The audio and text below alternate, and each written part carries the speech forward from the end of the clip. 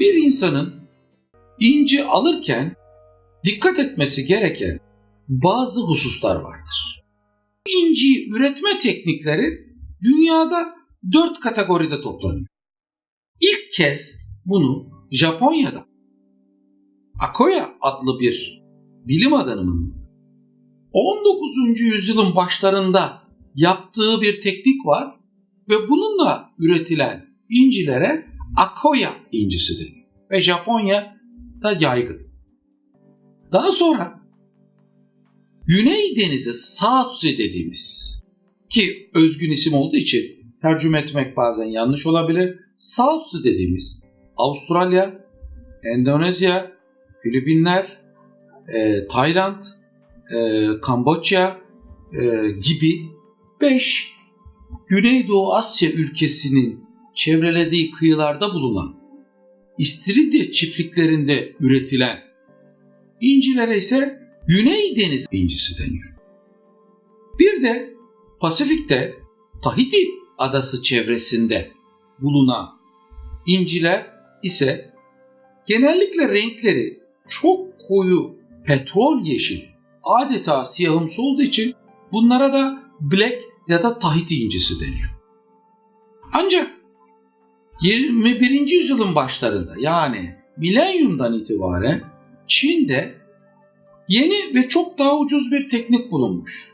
Buna da fresh water cinsi deniyor.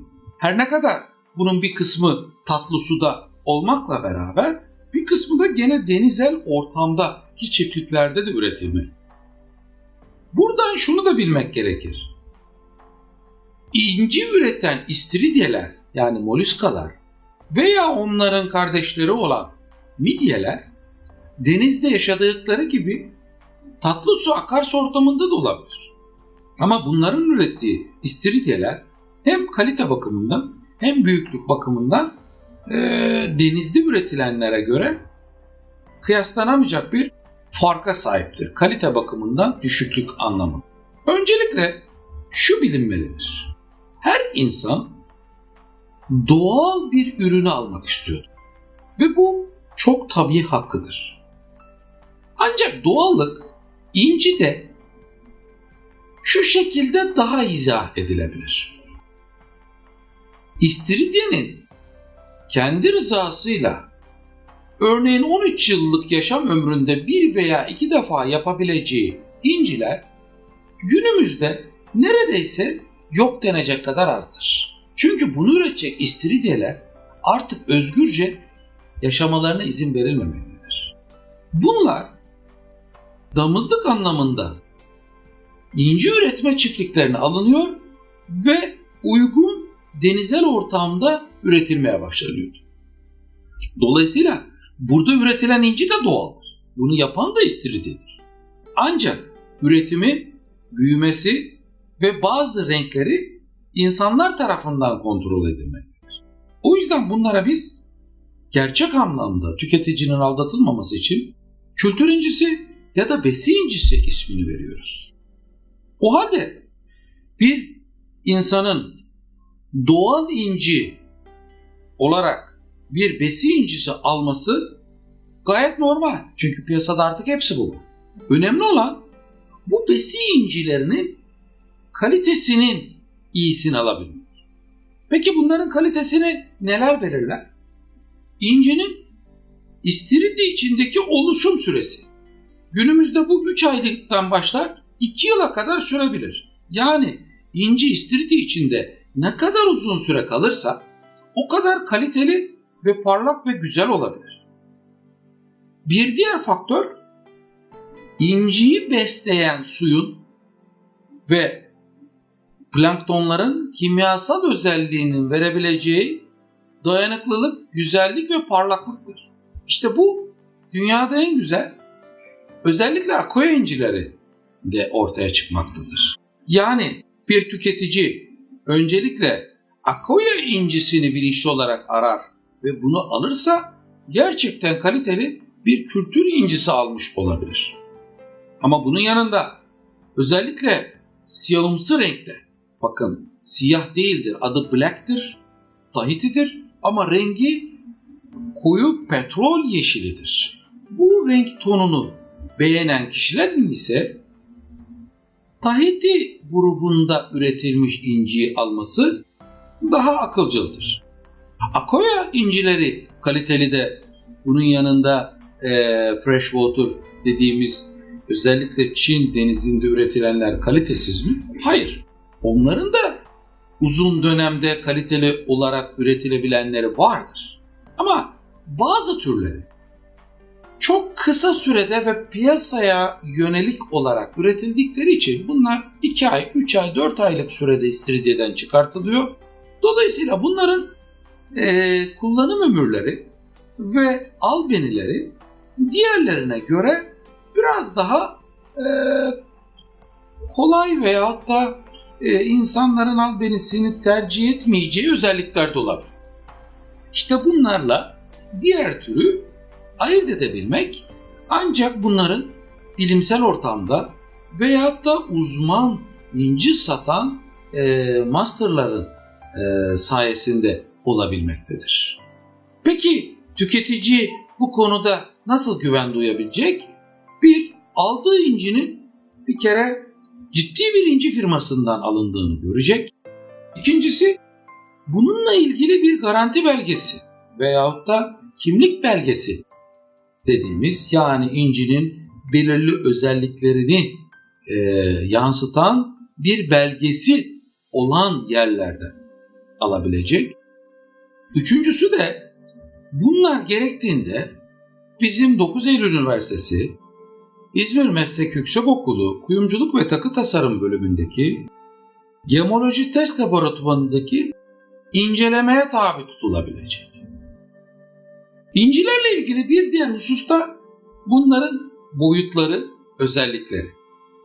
Şimdi Akoya incileri boyut bakımından en büyük olanlardır. Genellikle 10 ila 22 milimetreye kadar çıkar. Ama akoyaların bu kadar büyütülmesi incinin çok çabuk genleşmesinden çatlamasına sebep olur. O yüzden bir akoya incisi yapıcısı 7,5 ila 12 milimetreyi çapını geçen bir akoya yaparsa bu çok kısa sürede özelliğini kaybedeceğini bildiği için yapılmaz. Teorik olarak mümkün ama piyasada bulacağınız akoyalar genellikle 7,5 ile 12 veya 13 milimetre çapındadır. Peki biz büyük boyutlu inciyi özelliğini kaybetmeden parlak güzellikle hangi cinste bulabiliriz? İşte South Sea'de. South Sea'de 22-23 milimetreye kadar incilerinizi güvenle alabilir ve bunları uzun süre kullanabilirsiniz. Çünkü bunların yapım tekniği, içindeki kimyasallar iri olarak durabilecek. Çünkü inci ne kadar büyüdükçe iç gerilmelerden dolayı çatlamaya çok müsaittir. O yüzden eğer South Sea dışında büyük talep ederseniz bulsanız bile bunun ömrü biraz kısa olur. İncinin bir kere en arzu edilen şekli yuvarlaklığıdır. Bu yuvarlaklıktan kasıt küre veyahut da yumrumsu yapıdır. Ama bunun yanında yumurta şekli de yuvarlığa girer. Bu yumurta şekline biz barok diyoruz. Bu gittikçe şekil bozulup böyle armudu bir şekli alabilirse bu incinin şekil bakımından en düşük değerlisi olarak kabul edilir. O halde şekilde mümkün olduğunca küre tercih edilecek. Bir diğer husus incinin yüzey parlaklığıdır. Bu parlaklık inci daha sonradan zımparalanarak veya cilalanarak elde edilen bir parlaklık değildir. Asla inciler parlaklığını kaybettikten sonra parlatılmaz. Bu istiridye'den nasıl çıkartılmışsa o anki parlaklığı söz konusu. Bunu etkileyen faktör de o incinin nakrek kalınlığıdır.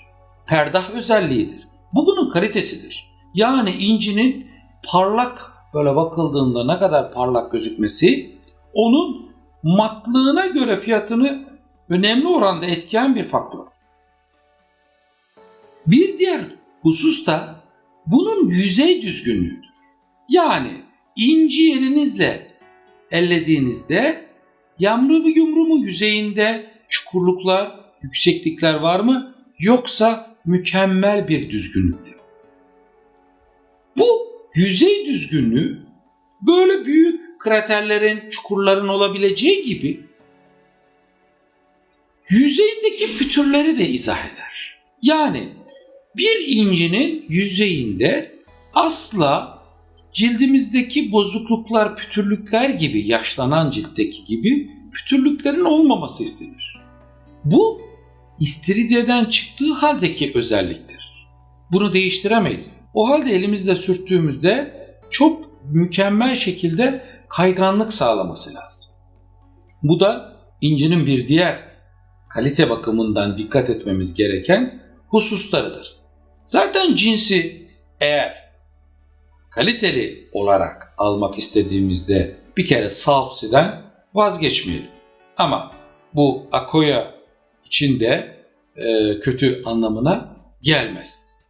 Southsea tabiri caizse inci kullanıcılar için en önde göz önüne alınması gereken bir üretim tekniğidir. Bu özellikle aranmalı. Ama bulunmadığı takdirde Akoya veya koyu renkten arzu ediliyorsa zaten değişmez şey olan Tahiti ya da Black incisi tercih edilebilir. Ama Freshwater'ın da çeşitli cinslerine göre bakılmalıdır. İşte tedarikçinin size sunduğu fiyat kriterlerinde aslında bu özelliklerin hepsi vardır. Ama çoğu zaman tedarikçi bunları hepsini bir arada anlatamadığı zaman fiyatın neden farklı olduğunu sizin ona sormanız ve etkileyen faktörleri de özellikle belirtmeniz gerekir. Bu bilinçli bir inci tüketicisinin ve alıcısının varlığı demektir. Bir diğer husus da renktir. Şimdi renk büyük bir fiyat etmeni değildir. Çünkü incilerde hemen hemen 6-7 renk ön plana çıkıyor. Beyaz, krem, pembe, koyu yeşil, hatta gri. Ama bu insanların zevkiyle değişen oranda olduğu için renk bir fiyat faktörü değildir. Yani sizin beyaz ya da pembe tercih ettiğinizde tüketicinin işte pembeler çok değerlidir veyahut da beyazlar çok değersizdir demesi aslında ticari bakımdan büyük bir anlam ifade etmez. O yüzden bunu renk yerine daha ziyade düzgünlük ve özelliklerle bakmamız gerekiyor. O halde biz bu inci fiyat kriterlerini 10 kategoride topluyoruz ve kısaca tekrarlarsak bir kere bulunduğu su ortamı, cinsi yani tatlı su mu, tuzlu su mu, yani Akoya mı, Southsea mi, Freshwater mı, Tahiti mi? Bunlar ön plan.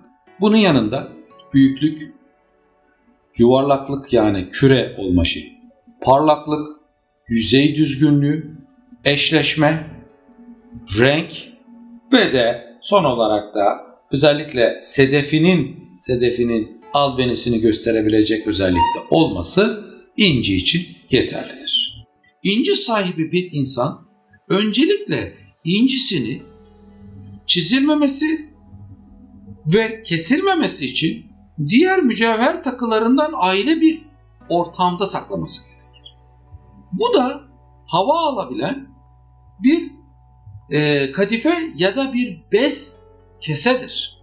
Bu onun hava almasını sağlar. Rutubetlenmemesini sağlar. Asla bir inci takı naylon torba içerisinde depolanmamalı, saklanmamalı.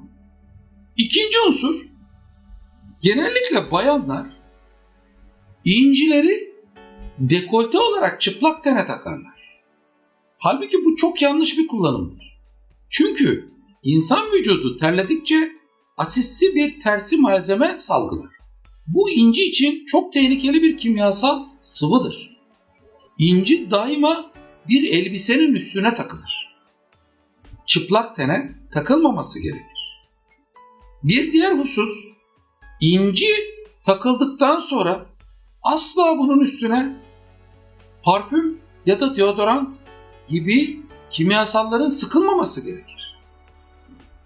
Çünkü incinin hassas olduğu noktalar nem, aşırı sıcak, aşırı soğuk, kimyasallar, ter gibi sıvı kimyasallar veya aerosoller, işte spreylerdeki gibi, bunlar incinin özelliğini kaybederekten yaşam ömrünü sınırlayan etmenler.